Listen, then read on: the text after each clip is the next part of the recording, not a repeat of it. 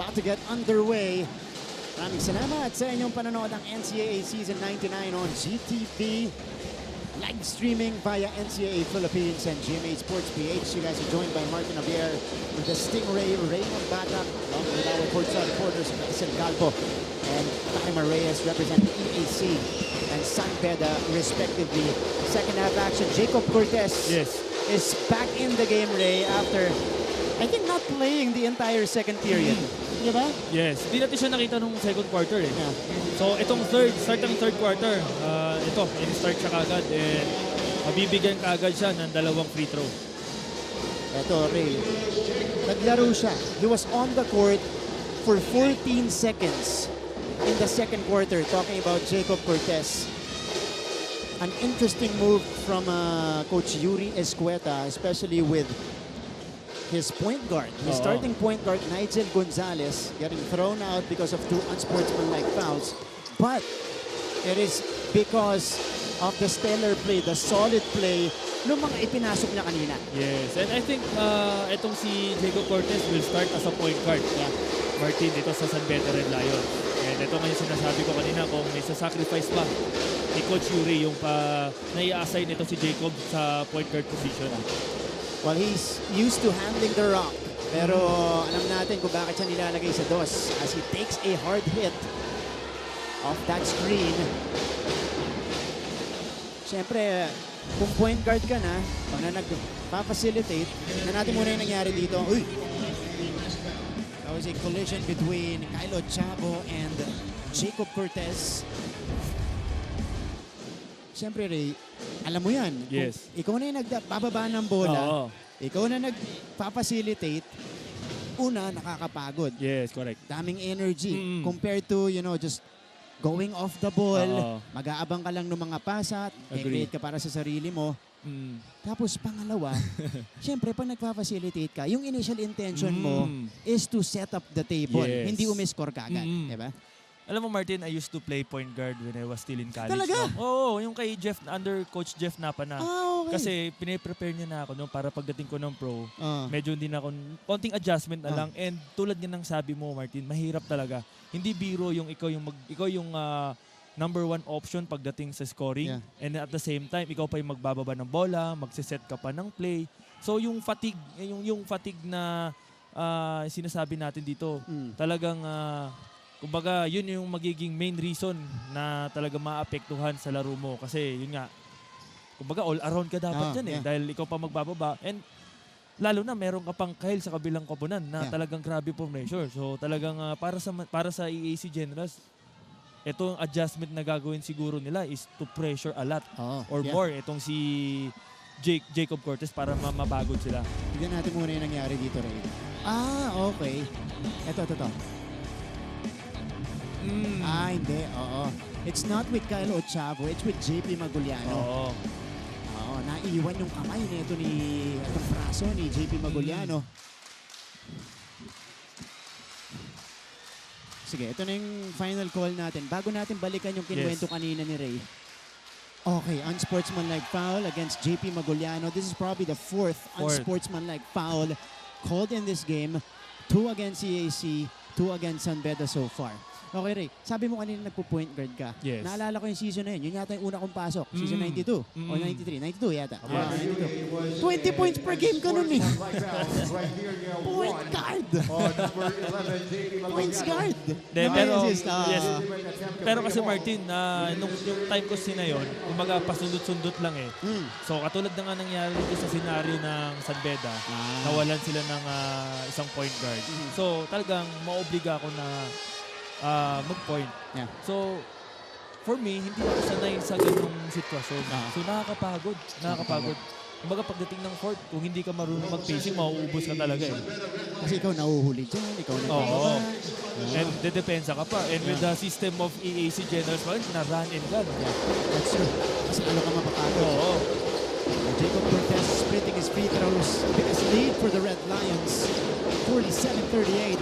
Yosing knocks it down from mid-range. San Beda now with their first double-digit lead. And speaking of the Red Lions, let's head to an update from their dugout. Nandito si Fatima Reyes. Fatima, go ahead. Morning na Dre, Coach Yuri Escueta ang naging first half run ng kanyang mga big man na si Cliff Hopia, Dami Contapay at Jomel Puno. Pero ang kabaliktaran nito, binigyan niya ng paalala ang kanyang mga point guards na masina na kanilang trabaho dahil higit itong kailangan. Entering the second half, sigaw ni Peter Alfaro na hindi ito basta ibibigay ng Generals, kaya naman they have to stay aggressive but make sure to put the right emotions. Now let's see how the Red Lions will sustain their energy to keep this game in their favor. Morgan? Maraming salamat, Fatima. And that's great recognition from the coaches and of course the players, their captain in particular, Peter Alfaro, because they know how EAC operates. Yes, just like their game against Billion, hindi ko sumusuko, laging nasa laban, para ngayon! Back-to-back baskets for King Cortiza that trims the lead to 6 points. Yes, kanina double digits na yun. Pero itong si King Cortiza, maagang nagparamdam agad dito sa third quarter. Kaya biglang nakadikit sila dito sa San Beda Red Lions. Making up for lost time, itong si King Cortiza who only had 4 points in the first half. Ito yung sinasabi natin. Can't relax against an EAC because they will keep coming. But here's a 3-pointer to counter from Eman Tagle. Pamatay sunog sa momentum ng EAC. Pick and roll, JP finishes inside. Let's now go to EAC's side. Here is an update, some adjustments at halftime mula kay Glycel Galgo. Masama yung simula natin pero may 2 quarter pa. Huwag tayo matadown. Mahaba pa ang laban. Iyan ang paalala ng team captain ng kupunan ng mga Generals na si JP Maguliano. It might be a rough start for the Generals but they will continue to fight because it is history that they are trying to make today. Going on to the second half of the game, Coach Gerson Cadentes reminds the team to counter their opponent's offensive rebounds, control the boards, and tighten up their individual defense, especially their two-man play. To make history, seems like the Generals need to show more courage in today's game. What do you think, Martin and Ray? Maraming salamat, Glycel. It's all about making history. That's the main motivation today. Yes. A chance to end a 13-year losing skid against the Red Lions today for EAC. As Yuken Andrada scores on the short stab. So offensive rebounding was one thing they addressed because San Beda had 12 offensive rebounds at the half with 11 second chance points. And it's unusual because EAC has good rebounders today. Yes. Diba? Pero malalaki rin kasi itong San Beda Red Lions. And aside from that, of course, they got to counter this energy and some crisp executions from San Beda to begin the third quarter. Ito muna, pick and roll, JP. So katulad nung sinabi ni Glycel kanina from Coach Gerson, execute dito ng EAC so far. Pero nakikipagpalitan sila. Yes, yan yung medyo kailangan i-address dito sa EAC dahil nga sila yung naghahabol, nakaka-convert sila. But at the same time, nakaka-convert din itong San Beda. And yun nga, yung 3 points kanina ni Tagle, medyo mabigat yun dahil itong EAC, nagra-run na eh. Nakukuha na nila yung momentum. Pero hindi sila makakuha ng stop. Di magtuloy-tuloy. Si Jacob Cortez. Oh, what a find. Andrada. A little bit too strong that time. Yuken, one-handed pass. Jacob thought about it.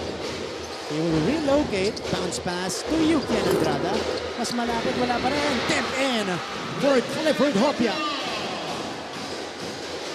Very motivated itong si Clifford Hopia kasi talagang pinuri siya kanina daw sa dugout. Ito dito na talagang maganda ang pinapakita ng mga big band, especially itong si Clifford. Patuloy yung magandang laro dito ni Clifford Hopia. 8 points and 9 rebounds. After getting a start today, Cortez gets back to a double-digit lead for San Beda. Oh, Clifford Hopia taking the pass, putting it on the floor, and placing it inside the basket. Back-to-back points for Clifford Hopia. And yun nga sabi ko kanina, Martin, na hindi na ito nagmamadali si Clifford pagdating sa nasa loob na siya ng game. 58-46. Guliano. There's a foul underneath. Biggest lead for the Red Lions. Namamagana yung lamang. EAC looking for some sense of urgency. Ito yung tip-in kanina. Up and above over everybody else. Ito naman, nautakan ni Hopia si Maguliano. Timeout on the floor. San Beda in control.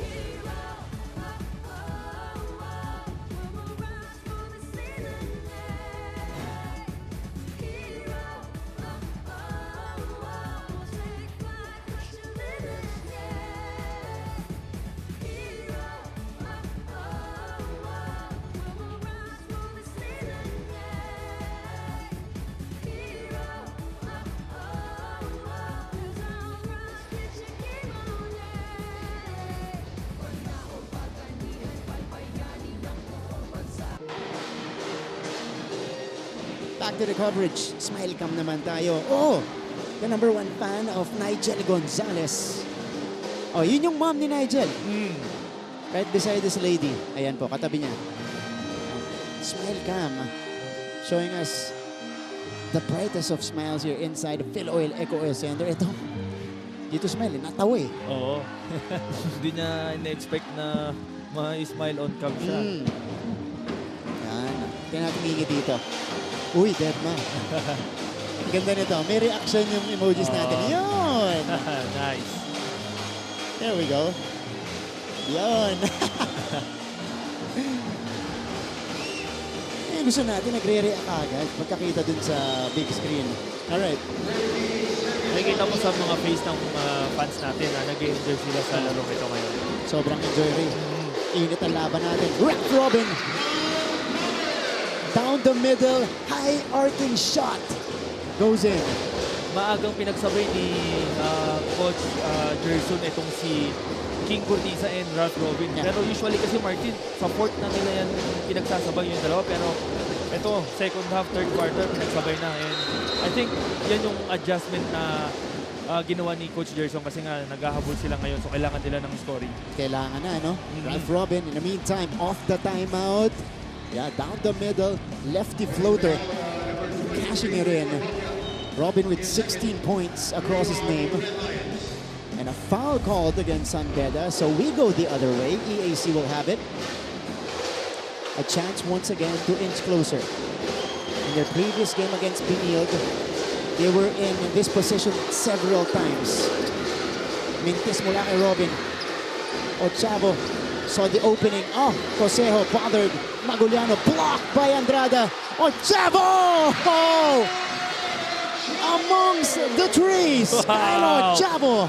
Grabe to si Kyle. Kanina pa niya nauutakan itong si Opia sa ilalim. Talagang hindi makalain. Nandun na pala si Kyle Lopez sa loob. Oh, Mintis mula kay Andrada. And here comes EAC. Uy! Out of control si Cortiza. Picked up by Maguliano. Short. And JP Maguliano, he hasn't found a touch from the outside. 0 out of 2 from 3-point range. Here's Jacob Cortez. Medyo tahimik pa sa ating laban. Cortez now. Crossover. Oh, lost it. Here's Ochavo again. EAC will slow things down. Kyle. Oh, pocket pass. Maguliano, the short hook. Will not get the bounce. Cosejo gets the offensive board. Ito ngayon si Robin. Robin. Ooh, hindi tumuloy si Cosejo. Ang ganda sana ng intention ni Ralph. Kaya lang, hindi tumuloy itong sinat. Eto. Look at this. Maguliano mid, blocked by Andrada. Ochavo coming up with the ball and then challenging Hopia. Yes. What? Naman yung reaction ng EAC fans dito. 58-50. Nico Quinal. In the game now for Ochavo. Viser. Also back in for San Beda. Cortez. Sidestep. Oh, Cortez! With a beautiful move. That's a Pinoy step, Martin. Talagang kabisado ni Jacob Cortez yung ganong Pinoy step. Ilang beses ko na siyang nakikita ang ginagawa niya. Talagang perfect na yun. At saka yung kanya off-tempo eh. Oo. Bagley takes it away. And here comes Jacob again. Grabe ang in-improve nito ni Jacob Cortez, Martin. Ano? Kasi from last season, talagang ano lang siya eh. Second stringer lang siya. Off the bench lang siya.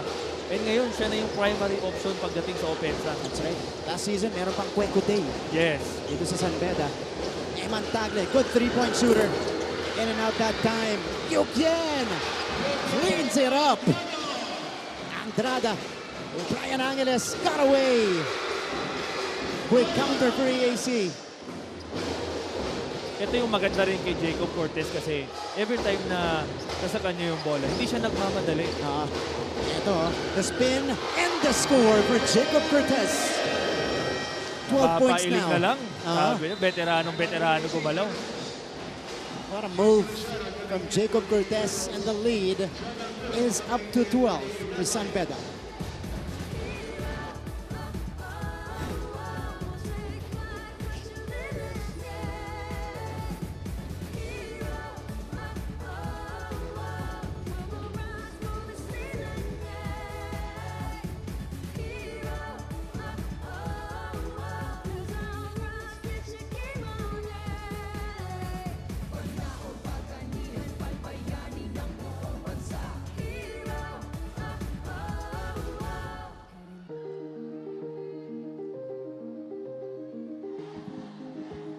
resuming our coverage. Smile cam ulit tayo. I love the emojis, by the way. Good job to our graphics team. Ayan po. May reaction eh. Alam ilalabas pag nagre-react. Yeah, nice one. Thank you. Yun, tumuro ka. Ayan, ginusto mo. Oo, hindi siya nahiya ngayon. Yan yung airtime mo. Next time, sana may banner sila para instant shoutout yun. Alright. It's a Sunday. And we have a big crowd here inside the Philoil Egg Oil Center. Ito, Deadma. Focus sa game. Yan. The score is 54 or 64 to 52. Lumobo na ang abante ng San Beda. EAC looking for answers. They've been decent offensively here in the third quarter. They're just unable to get some stops on the other end. Nico Kinal. Ito malakas. Puno with the save. Straight to Kinal. Here's Cortiza. Cortiza got through. Ipinilit. Magoliano. Malapit. JP. Wala pa rin. A lot of chances right there for EAC. Nahirapan na silang makakonvert dito sa third quarter kasi ang ganda na ng pinapakitang depensa nitong San Beda. Talagang yung adjustment nila, talagang nakuha nila. Jomel Puno. Masyado malakas. AJ Royo na. Nagpapacilitate ngayon para sa San Beda. Luciano attacks, stops on dime. Going to the cutting final, pero nabasa yan ni Royo. AJ on the move. Royo. Back out to Tapay. Good decision. Yes. To slow it down. Pante sila, 12 puntos. Royo. Go to Cortez. Pass underneath, deflected. Viser. Tapay takes it. And Magoliano collects. Royo steals it from behind. Puno. Yes! Jomel Puno with 11 points. Sure ball talaga kay Jomel pag nasa ilalim na kasi athletic din itong batang to. San Beda resetting their biggest lead. Chance ang dagdagan pa. Ito sa play natin na susunod. Isa sa minute left in the third. Yes, isa sa pumapatay sa EAC sa third quarter. Martin, yung kanilang turnovers. And bukod doon, hindi pa sila makakonvert. Ooh! Jacob is fouled while taking a three and he is holding onto that right ankle. Landing spot to. Naabutan ni Cortiza itong si Cortez. Let's check out this play first. Here's the spin and the score from Jacob Cortez earlier. Off the screen, crossover. Grabe, that's... Naalala ko yung galaw na yan sa daddy niya. Martin, Gulkat. Oo, naabutan ko pa yung ganyang galaw ng daddy niya, si Gulkat. Kuha niya. Yeah. Idol yan. So Mike Cortez paid for the Archers, of course. I was still studying in a LaSalle school. Tapos sila yun. Ren, Mac, Joseph Yo, the Coach TY of Binil before. That was the crew. Okay. So, regular foul lang ang tinawag. And sportsmanlike Oh, foul. no, sorry. Criteria Sportsmanlike foul. Number Ito na, yung play in question. For excessive hard contact caused Here's by the a player take by in an Jacob. effort to play the ball. Yes, yeah. malinaw. Malinaw na malinaw. Landing spot nga. Oo. 3 free throws for Jacob. You gotta give some space. Yes, delikado kasi yun eh. Lalo pag umangat na. Oo. Ray. Tapos na yung contest eh. Na-release na yung bola. Maintain the space. Yan. Patunay lang yun, Martin, na talagang grabe yung respeto nila kay Jacob Cortez yeah. doon sa kanyang outside shooting. Kasi, alam ko, itong si King Cortiza, hindi niya intention yun na lagyan ng or ano ng landing spot itong si Jacob. Kaya lang kasi, yung respeto kasi niya sa labas ni Jacob Cortez. Kahit ganun ko lang yun. Oo. May chance. Jacob goes 2 for 2. We mentioned earlier, Jacob was quiet in the first half, only had 5 points. Right now, 9 points in the third quarter alone for 14 in total. Para dito kay Jacob Cortez, the Cool Cub, slowly ascending to King Lion status. Royo. It stays with San Beda with 7 on their clock. 68-52. Nakalayo na dito. Lumalobo na, Martin, ang kalamangan nitong San Beda Red Lion. Uy! That's a hard pick. Di pa na ipapasok yung bola. Di ko kinala tatawagan. Eto. Boom! Yun, sa pool. Nico Quinal's backside. Hitting AJ Royo right there. Kaya lang, napasama yung foul, Martin, dahil penalty na. Oh. And that wasn't needed. Yes, correct. The effort din ng EAC. Kasi eto, gado sila. Yes, hindi necessary eh. Oh. Bibigyan mo pa ng momentum na yan. Correct. More momentum itong sa Red Lions. Para sa mga players, Martin, kailangan aware din sila dun sa fouls nila, sa team fouls nila. Kasi that could be, you know, baga, pa-momentum, magbibigay ka ng momentum dun sa kalaban. Eh. Hindi ka aware na penalty na pala yung team mo. At ang EAC cannot buy a basket. Luciano, wala. Umpad, wala. Viser secures the leather. They were struggling itong EAC Generals dito sa third quarter. Talagang tutok na yung mga tira nila pero hindi pa rin nila makonvert. They usually start from the outside. Itong EAC. Askuntapay strokes it from long distance. Even Dami is joining the party. Wow. Biggest lead for the Red Lions. 72-52. Oh, this definitely counts for Dami Contapay with 2 seconds to spare. Buzzer beater. Sakit yan para sa EAC. 20 puntos ang abante ng San Beda. Will head to the fourth frame in just a short while.